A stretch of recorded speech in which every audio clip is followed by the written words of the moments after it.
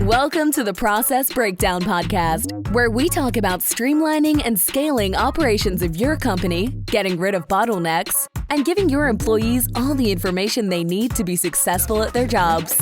Now, let's get started with the show.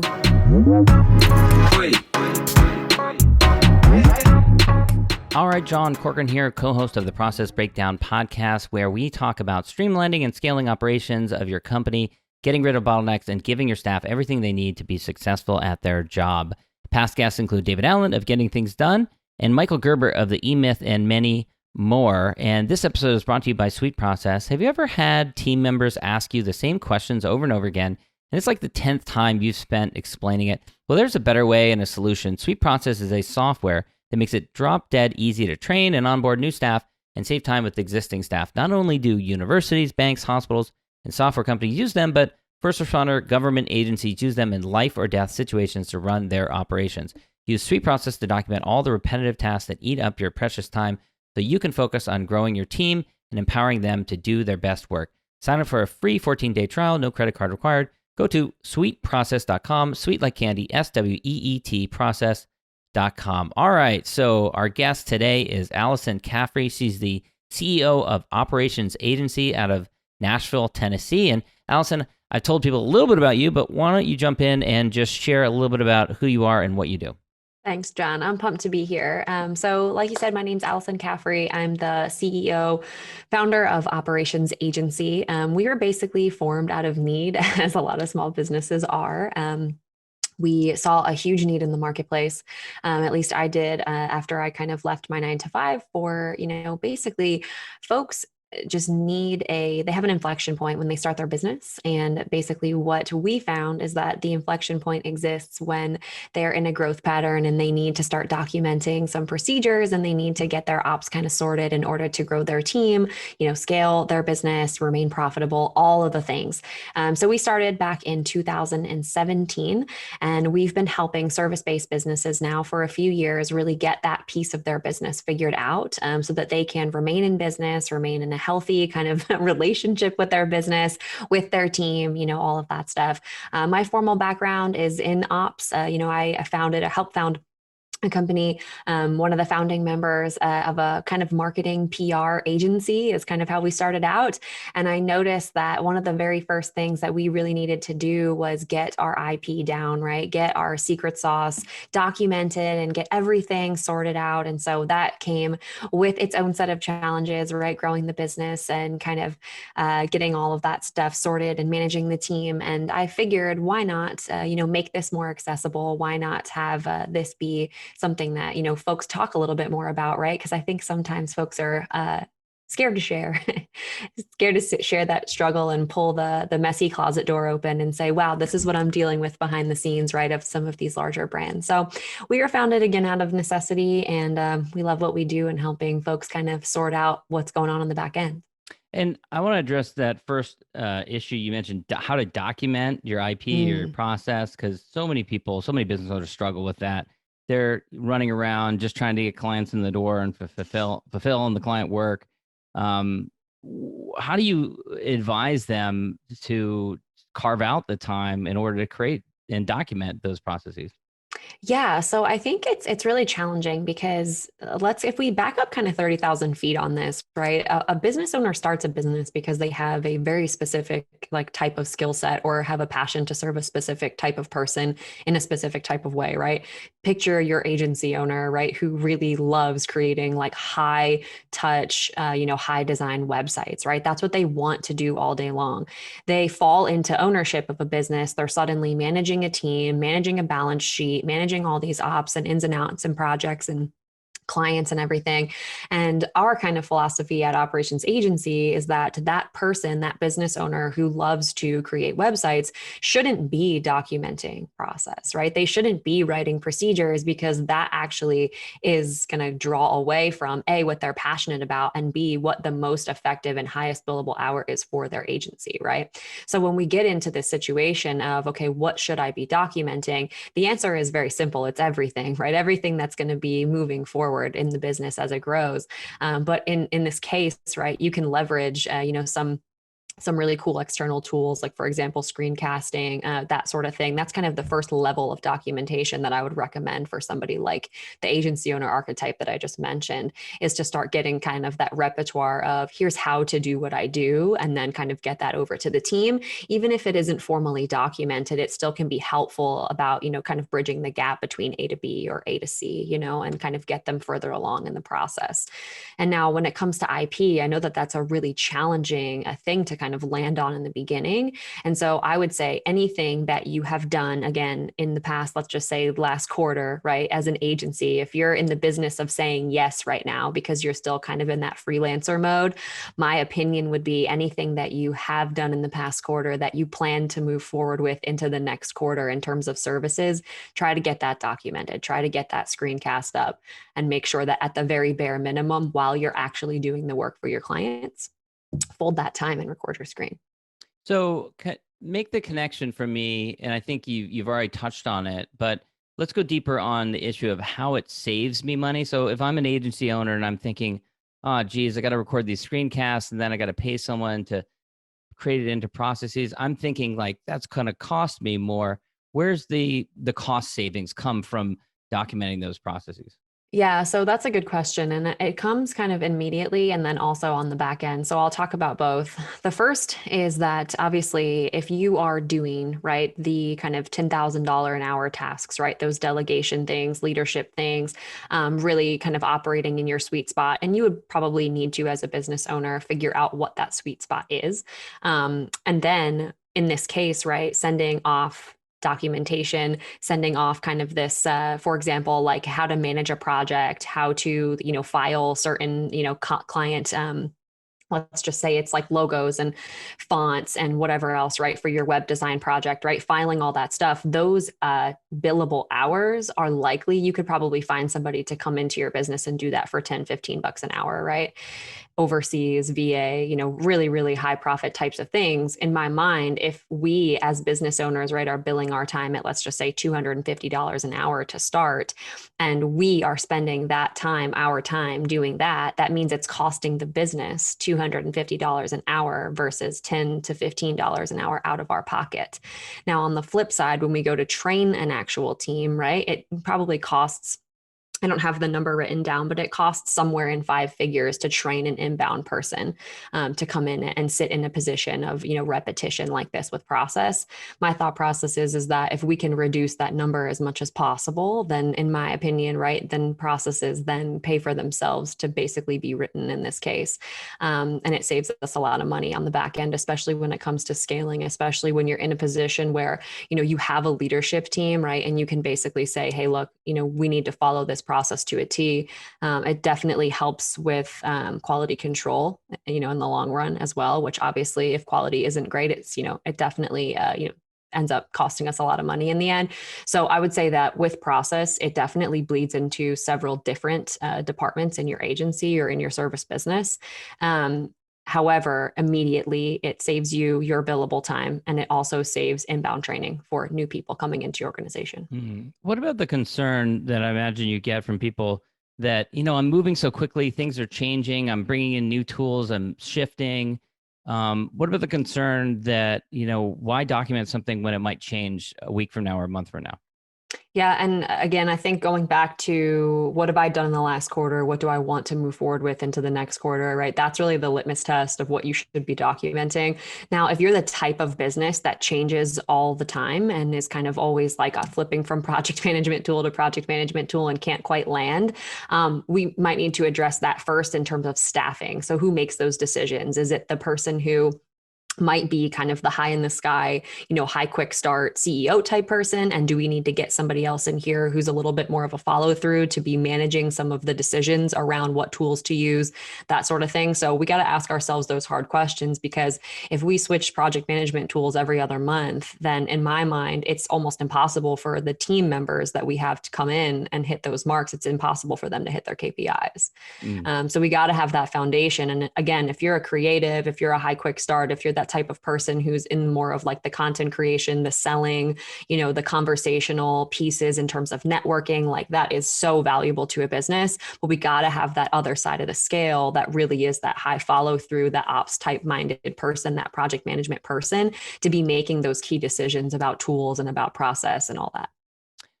There's this saying, eliminate before you delegate, before you automate, or eliminate, delegate, automate in that order, I believe. I don't know who said it, but I want to ask about the first piece, eliminating, because that's got to be a hard conversation that you have with some of your clients who maybe they've been in business for a while.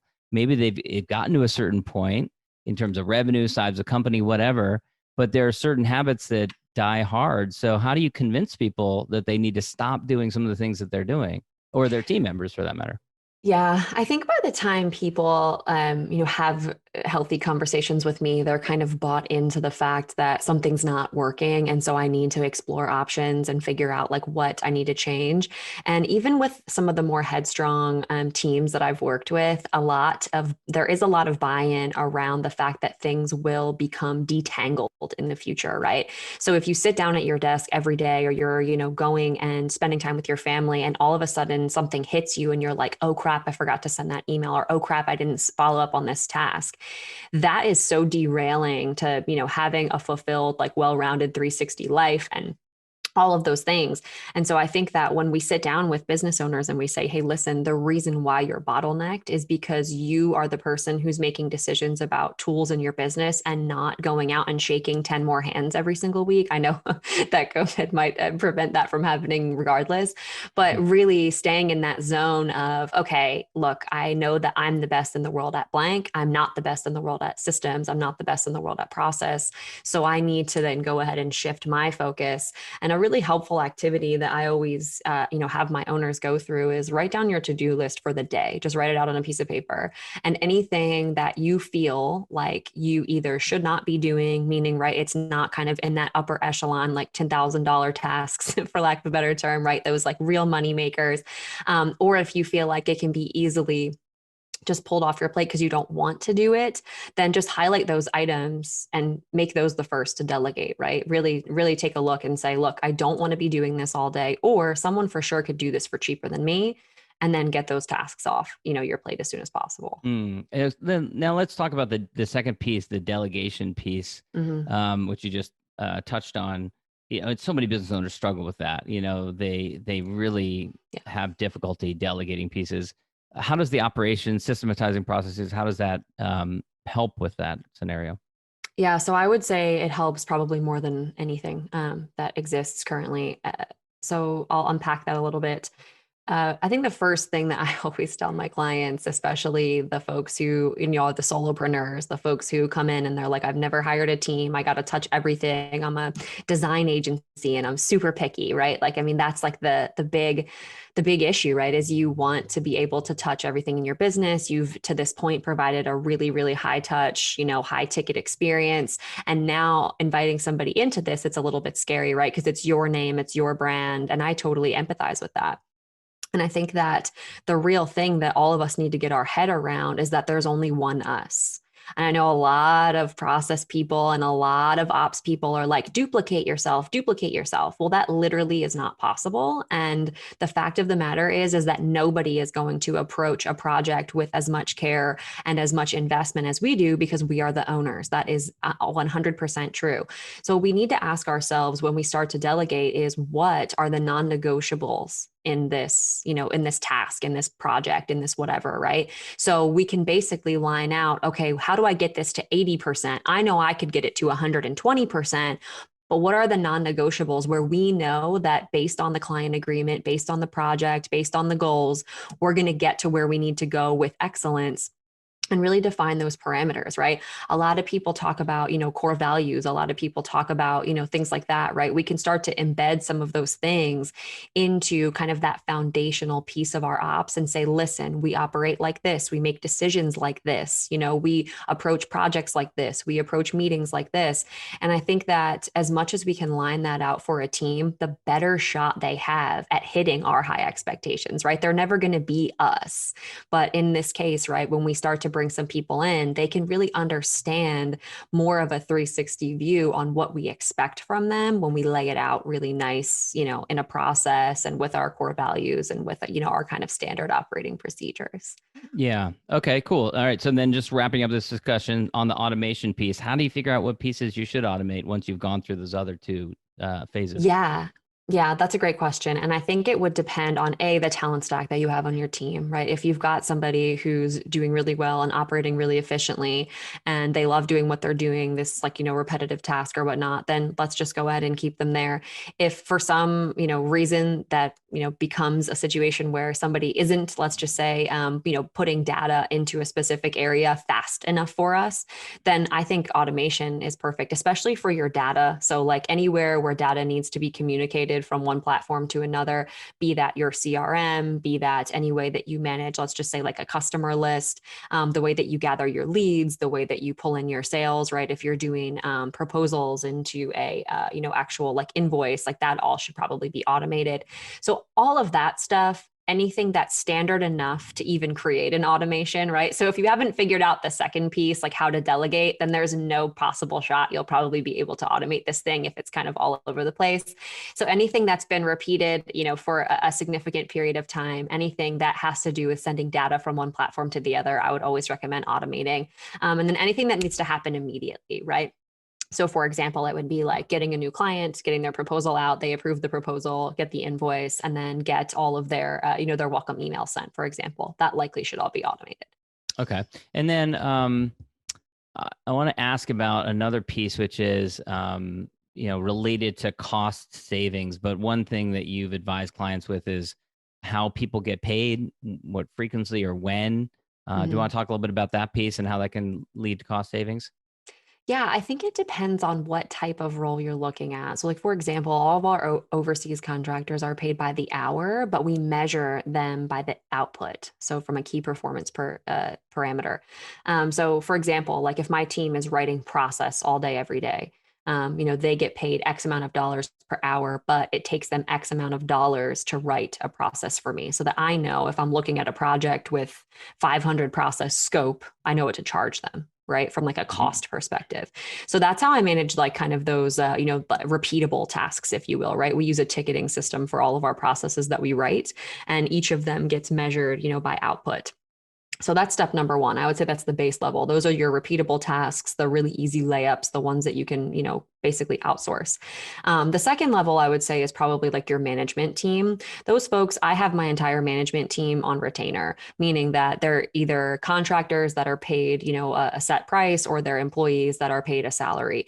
And so my thought process there is that there are variables, there are unknowns, right? But what we really need to make sure that happens is that that person owns the outcome of the entire project. If that means that they work 5 hours this week on a really simple project, then I'm happy that they're happy that they only worked 5 hours and we have a really smooth process. But if they need to work 50 hours the next week because we have a really complicated project and we need to make sure that it's seen to the finish line, we need to make sure that that stuff's built in. And it, for me, is a lot easier to price my management team into my contracts because I know what the cost is going to be. Got it. And I have to ask you about this, although I know we're going to laugh at it. Tools. People love to talk about tools. They love to talk about different soft, shiny objects, stuff like that. But what do you say when people come to you and they ask about what tool should I be using? Yeah, usually what I say is, and they hate this answer, is the best tool to use is the one that you'll actually use, right? So I have so many clients that come to me and they're like, well, we're on Asana. And then I go into their Asana and they have like 2 half-built projects. And I'm just like, so you don't use Asana, if we're being totally honest with ourselves here. So, my advice always is, around the content, not the actual tool. So my personal opinion is if you have a playbook of processes to follow or a project template in a spreadsheet, it's better than using a beautiful, fancy, user experience driven tool that can, remind you and all those silly things, right? So my thought is like commit to something first. And if you don't know what that platform's going to be, just toss it into Google Sheets. And then I personally tell my clients to let project management systems audition for them, for their business, meaning that if I'm managing my projects in Sheets for a little while and my team gets down with a Kanban style ticketing system based project management system, then I'm going to use Trello, or I'm going to use Asana in my list view. So to me, I would say first figure out how your team works best, and figure out how the projects even need to be structured, and then really start to think critically about, okay, what can support us at scale. Cool. Alyson, any final thoughts that we haven't touched on that you would advise business owners on who are concerned about automating and delegating and systematizing their processes and improving their processes? Yeah, I would say start as soon as possible and start simply, right? You can start simple and get a little complicated later if you need to. So starting with just simply opening up your screencasting tool. I personally use Loom. It connects right into my, Chrome extension. And what I do is I basically fold time, and I don't set aside times to record processes. I just simply turn on my screen while I'm doing something that I want to delegate.